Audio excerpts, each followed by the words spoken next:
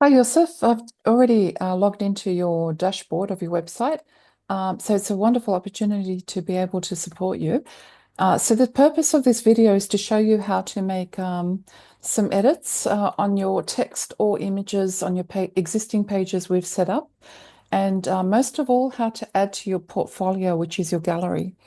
Um, so what I normally do is I remove the WP admin from here. So what that does is it then brings the website as you see it. And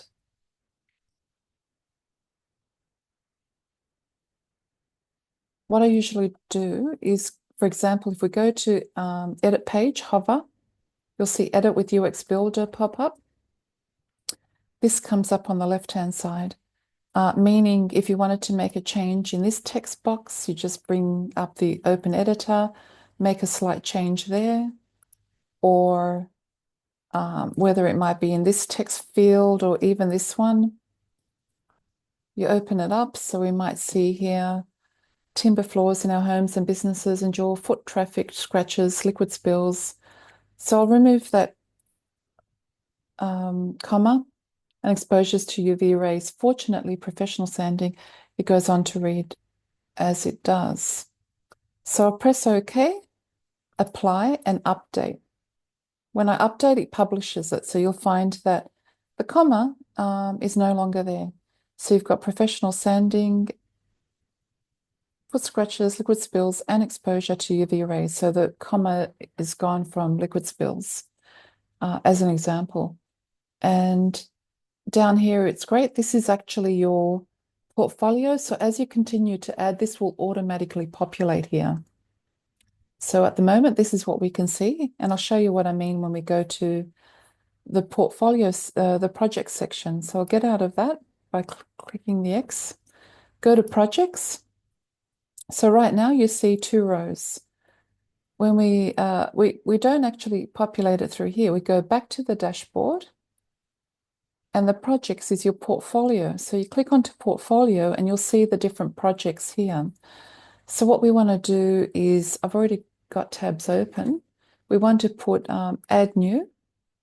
So that's for adding a new project. Just move that down. And I've got this project, the parquet floors. So we'll go to edit portfolio. So the way I do it, and I find this is the easiest way, is we pick up the part of the code and the wording because this is already set up as a slider. So we'll pick up, say, this much of the code. We don't need the rest because I've already got text written for it. So we'll copy that and paste it into here. Now, the way we change the images is pretty straightforward. We go to here. It is for me, but it's new to you. So we go here, and this is the media library. So we click onto media, and you'll see the media library, the collection of images I'm using. I uploaded this today. It's important to fill all of these fields because you can then show on Google image search. And I did a quick check, and I can see some of your images already appearing in Google image search for searches for timber floors, sanding and polishing in Perth. So the way that we get these numbers relate to the images. So I already have, this is a project that we're focusing on. That's the finished result. And the number is here, 118. So we go back to the portfolio and I'll change that to 118. Then go back here to go to the other image, which is 119. So we put 119 in here. And the latest image is this one here. And it's 557. So we'll put 557. And this is the Yoast SEO plugin feature. So what I've got is I've set up, this is the master file that I have, and it's before and after 10. I've written it today. So I'll pull that up. It's that one there. So these are the keywords that I've researched for it. So timber floor restoration and restoring timber floors. So I'll use, oops, stay on page.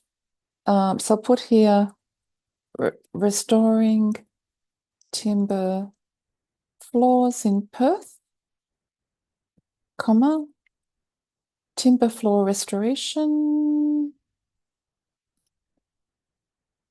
and I'll put timber floorboard restoration, and call us today on 00480 546 435 435, or book online. But it's not only Perth. The value here is it's Mount Lawley as well. So restoring timber floors in Perth, timber floorboard restoration, Mount Lawley, Western Australia. Then what I do is I'll copy that. Always important to fill the SEO title because it's this and this that appears on Google search listing in the text search, organic search. So we'll copy that there, and it's important this always stays green. That's a guide for what Google expects for the word count. We'll call this page Restoring Timber Floors. That's a slug. The focus keyword is Restoring Timber Floors. That's going orange now, which is good. The set featured image is the main image, which is this one here. I will give you a master image and you need to resize it down to that to match. The tag I will use is Restoring Timber Floors Perth. I'll add in WA for Western Australia, add. Always choose Timber Floor Sanding Polishing Perth. So the projects are all showing up down the bottom in thumbnail as well, and you'll see what I mean. Now, I've already written this, so the heading I'll use here is, I'll actually just use Restoring Timber Floors. I'll keep it short and sweet, Restoring Timber Floors, and that's the most basic, so we'll publish that. That automatically creates the URL for this project, for this page. These numbers are all images. So you'll see when I click on this, you see that's what that code is. It's for the slideshow, and the code brings up the images from the media gallery. So you can see how it looks. It's got the 3 buttons. So we have this set up here, which is all part of the portfolio. And the thumbnails of all the other projects because we've got the same category and that's what's important.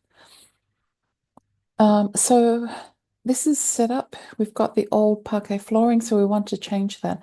So we go to Edit Portfolio, Edit with UX Builder. You want to edit with UX Builder. It makes it much easier now.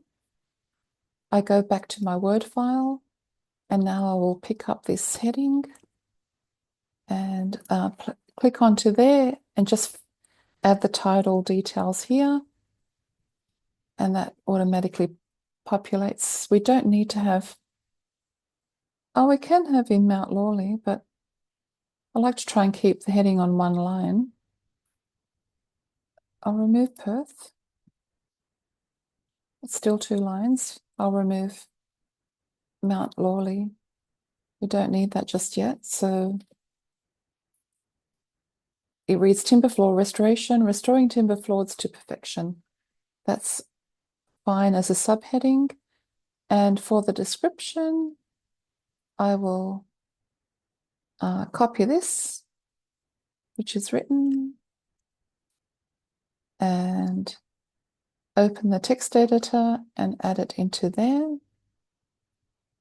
I'll make description bold, and I will also get the location with the pin. That's a new little feature I just found, so I'll put that in so it shows up, the little pin, and make it italics. Oh, Mount Lawley, that's right. So I'll remove that comma, and we want the Mount Lawley postcode. So I'll just go to Google search, Mount Lawley postcode, and it looks like it's 6050, 6050. So we'll use that. 6050. I like to put the postcode in because a lot of your competitors probably won't, and people do search with postcodes as well. So there's a better chance you will show up above your competitors once Google has all of the pages in your site indexed, which are not fully indexed yet, but they're starting to populate and roll out. So by next week, more pages should be visible.